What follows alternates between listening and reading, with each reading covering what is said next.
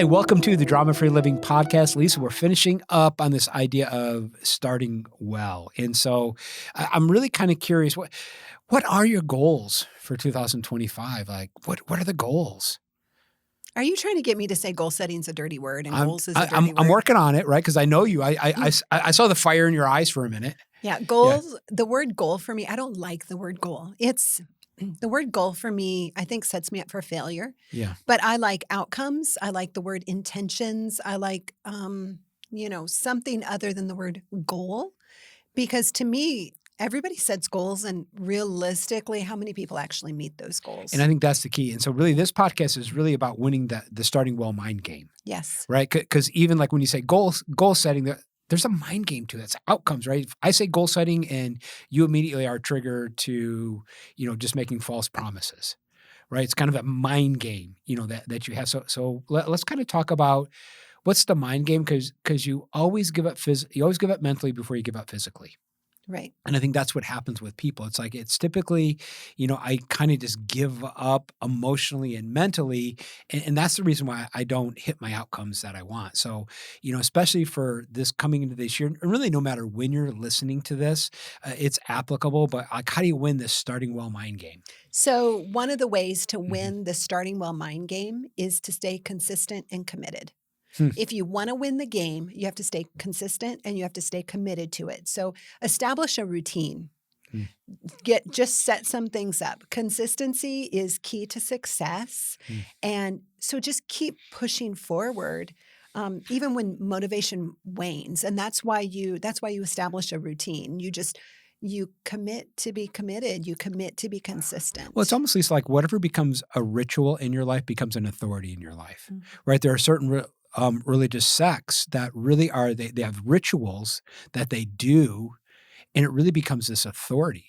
And so instead of us going, well, it shouldn't be that way, it's how human beings are. Mhm. Right. So how do we make that an advantage for us? It's like whatever becomes a routine in my life becomes an authority. It's like exercise. Exercise can become this routine, this ritual, and it sort of becomes this authority in my life. And so, And then when you don't have that, something's just not right. It's not working because it's become an authority in your life or a ritual in your life. Yeah, because it's almost like, Lisa, I don't think people decide their future. They just decide their routines, their rituals, and their habits, and then those habits kind of create the future. Right. Right? It's like I become this person that exercises. I just become this person. I mean, we'll just take, because probably a lot of people have health goals coming into like the new year. But I just kind of become that person, but it's almost like my routine makes me become. Mm-hmm. Absolutely. And the next one is comparing yourself. Okay, yeah. So really, it's like I think we look out, and I think with the mind game, when we talked about this last podcast, is really like learning to like want what you want. And I think when I compare myself, I really kind of get this distorted vision of who I am, and it's almost like I compare my backstage with other people's front stage. I mean, isn't that the problem with social media?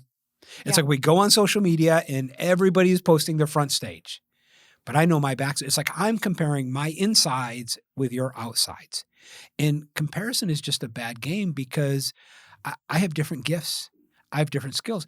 In fact, I have different outcomes. I have different wants. I have different desires. And all of those are unique. And so I think when we compare ourselves, we're trying to be the same. And really, your value in life is not in your sameness, but it's in your difference. Right. Right? It's like, Lisa, I married you not because you're the same as every other lady. It's like, man, there's just something different about you. Something about me. Man, I love it. Right? And so you think about like accentuating the difference. Right. Now, this is hard, like in the age, because we're trying to make everything equal and the same. Right. And really, it devalues the uniqueness of people. And you're unique. The people around you are unique. And really, even not comparing team members to each other. It's like, I have a unique team member here. I have a unique team member here. How can I really leverage their uniqueness to create something like brilliant? But you don't do that if you're comparing yourself. You're always in this comparison mode. So instead of comparison, I want to look at uniqueness. Almost like being like, you think about, Lisa, it's like the thing that, even like parents, right? There's no parent that wants their kids to be the same as other kids. No, it's like we do things because our kids are special. Right. right? It's like we try to make advantages for our kids. I mean, there's no, it's just part of being a Nobody wants their parent. child to be status quo. Right, right. But yet when we compare ourselves, we're trying to be status quo. And so it's really this kind of mind game because I think my only competition is Dennis last year. Mhm. That's my competition, right? Dennis 10 years ago, that's my Which competition. for a very driven person, for people that are high performing and driven individuals, that's pretty hard because you're always trying to attain, you're always trying to beat the next guy. When if you can just beat yourself, Yeah. you're gonna win as long as you're progressing forward. So beat up yourself without beating up yourself. Beat Beat yourself. yourself, beat yourself without beating up on yourself. And I think that's the key, right? It's like I'm getting better, I'm improving, but I don't have this harsh inner critic that I'm always like flogging. Right. And I had somebody ask me a question, and I'm going to ask this, and I ask this a lot in workshops now is that, when you think about some of this harsh inner critic, right? So it's like, Lisa, if somebody were talking to you the way that I talk to myself, how would I respond? It's Yeah. like, I would kill them. Yeah. Right. But yet we do this to ourselves. Like, oh, why are you such an idiot? Dang it. Why do you always make these dumb decisions? You stupid idiot. Why can't you? Right. But this script goes on in our mind, right? Because Yeah. really we're comparing ourselves out here.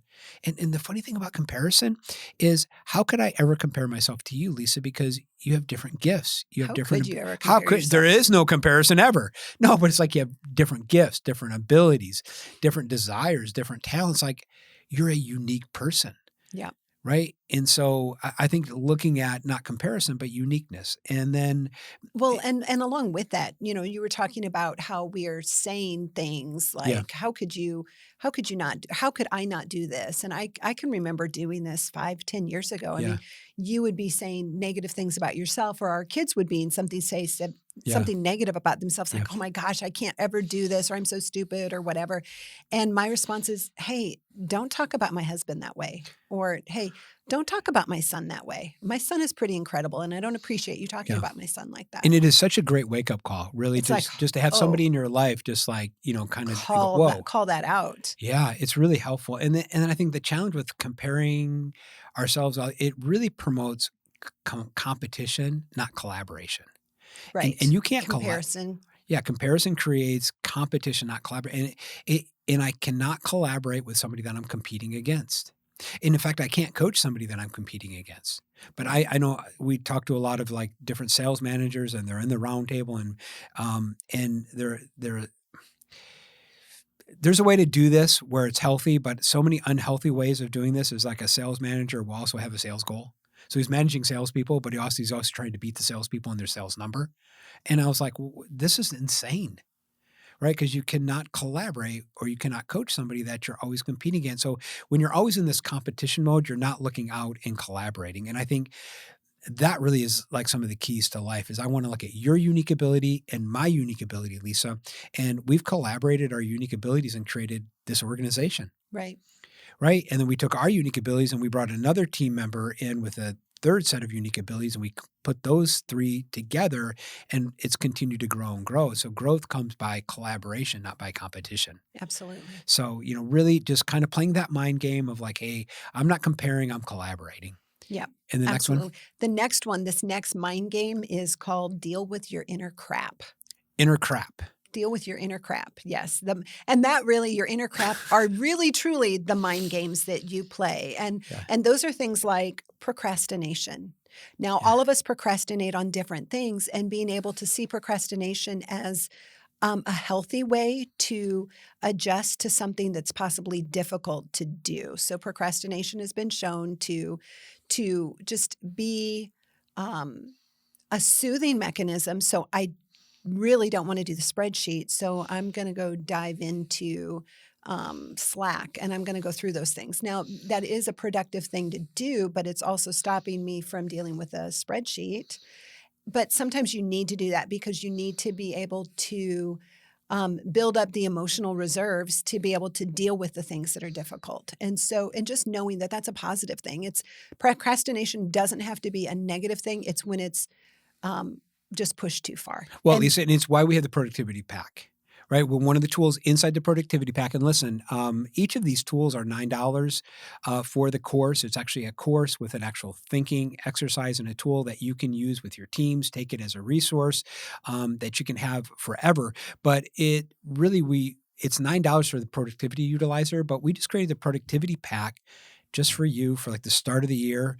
$9 for all three. It's aggravation activator, productivity utilizer. And we created it because there's ways you can utilize your procrastination. Yeah. It actually, procrastination becomes a superpower, not something to be beat yourself up about.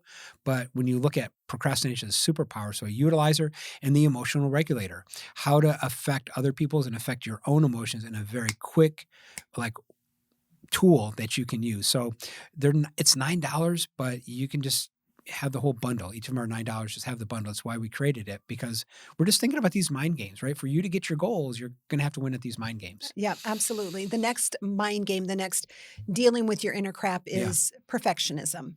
All of us have a level of perfectionism in different areas, and perfectionism can paralyze you Hmm. or perfectionism can propel you forward. Hmm. And it's being able to see perfectionism as a strength. Now, and there's also a way to deal with it. So if you tend to let perfectionism paralyze you, being able to kind of play the positive mind game with yourself on, okay, rather than getting this exactly the way I want it, think of, okay, I want to get to 80%. Let me just, whatever this is that I'm doing, if I could just go to 80% and I'm going to have to let that last 20% just go, Yeah. it keeps you from trying to catch everything. Or sometimes people maybe don't quite have enough perfectionism in their lives. Yeah. And they need to have a little bit more attention to detail and preciseness. And then maybe for those people, it's like, hey, I need to get this to 80% Yeah. instead of 50. And so Yeah. a lot of times we just need to play mind games with our mind games and beat our own mind game at Yeah. their game.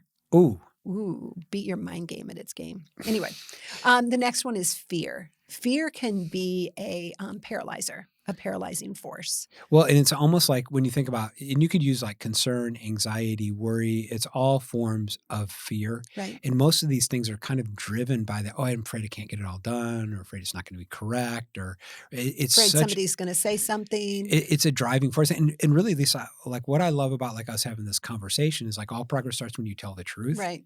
And a lot of times, if you just tell the truth, or we had a team member, we just asked them like, oh, hey, what are you afraid about? And they says, well, I'm afraid I can't get it all done. Oh, okay, let's talk about that. Let's not talk about this emotion that's over here. It's now we can talk about you're afraid it can't. Let's talk about what it looks like not getting it all done Right, and what because that it means. it takes the abstract of fear into the Yeah. concrete of I can't get it all done. And then because your brain works best on concretes, not on abstracts. Because you can deal with the Yeah. concretes. You can you can make a plan behind those. But if you just have this abstract emotion and fear that's out there, it's kind of like a cloud and there's no way to box it in until you name it and clarify it. Yeah. Cause it's like when you name it, you can tame it. Mhm. And a lot of times they say, like, I'll just name it. It's like, for example, I mean, I'll have team members, I'll say, hey, just stay with me for 5 minutes. I'm really procrastinating on this. I just need some help. Right. Typically, like for me, I know that I procrastinate when I work alone. Yeah. Dennis does not work well alone. And so if I'm procrastinating, I know, tell the truth. Hey, I'm procrastinating. I need some help. Yeah. And just play that mind game. Absolutely. And then the last mind game, the last aspect of dealing with your inner crap is impatience. And some people deal with this a little bit more than others. Those that are quick Yeah. starts on the Colby deal with this a little bit more than others, than maybe fact finders do. Yeah. But sometimes we're just impatient to be there already. Yeah. And without realizing, hey, there's a lot of things that have to happen. And so being able to just, first of all, be aware, hey, I am impatient. Or a good mind game to play with impatience is, okay, I want this done by the end of the week. And then you tack on margin. Yeah. And you tack on another week or two. You tack on an extra 30% time frame to whatever that is. If you typically deal with impatience on whatever it is, add 30% extra to it, and that will give you probably a little bit more realistic time frame or money frame or Yeah. human resource frame. Yeah. Well, and I think it's a game that we play a lot with our roundtable participants because they deal with this. Is this idea of current company, future company. right? And sometimes we're so out in the future that we got to step back and go, this is the reality of what it is right now. And there are certain things today that I'm going to have to do to get to this next place, this future. But if you're always in the future, if your brain is always in the future, you're not living in the now. Right. It kind of really breeds that impatience, and then you don't make the best decisions, and it's a bad game to play, right? And so I think one that I want to talk about in my game is be flexible. Right. The reality is we don't know what life's going to give us. I mean, just a couple months ago, we went through a hurricane. We didn't plan on going through a hurricane, right? We didn't plan on being out of power for 5 or 6 days. We didn't plan on the devastation and the tree loss, and we didn't plan on this. But And we didn't plan on our Airbnb possibly being swept away for that we were gonna go to for right, vacation. right. But we just realized, okay, this is what life is giving us. Okay, Mhm. And we can either be mad at the situation, we can either just react out of it, or we can respond. And it's really controlling the things that you can control. And I think that is whenever I get frustrated, typically I'm trying to control something that is out of my control. And then because it's out of my control, I feel paralyzed, which sort of fuels that aggravation. So realizing that life is unpredictable. Right. I don't know what we're going to get today. I don't know. And it's this idea that your planning is just guessing and betting, right? We could have never guessed in September that we would go through a hurricane, right? We didn't put that in our plan for, May and go, hey, as we're setting our quarterly goals, remember, we You're got this, gonna lose power, we're you're going gonna to lose lose power for 5 water. days, right? It's like, oh, we didn't know that, right? But we took our best guess, we took our best bet. And so realizing, and you just get better at guessing, get better at betting, but realizing that's what it is. It's like my planning is, and the problem is that people take their plan and they treat it like it's set in stone. Right. And there's some morph to it. And I think you grow through learning. Yeah.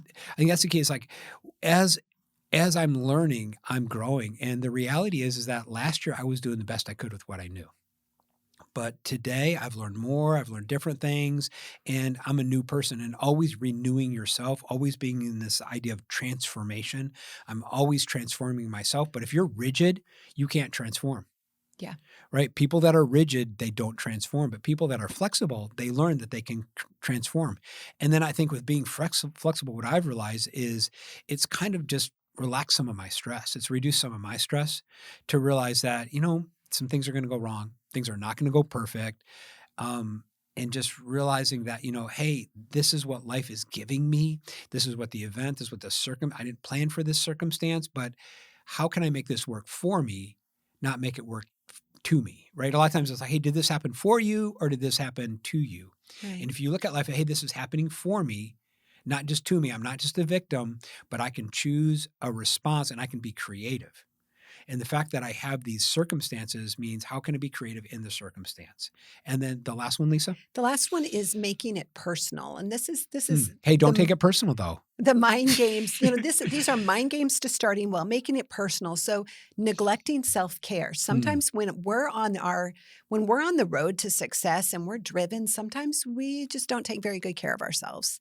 And if you don't maintain your energy and you don't steward your energy, your health, your mental health, your emotional health, whatever it is, if you neglect yourself, you're not going to have enough of you to be able to pour into the project, whether it's at work or your personal life or your charitable organization that you're involved in. Yeah, because it's like energy it's not static, it's dynamic, Mhm. right? And learning how to manage your energy. And some days you have different energy levels than others, and really being okay with that. Yeah, and also knowing what is it that you could do 5 to 15 minutes that will refuel your energy?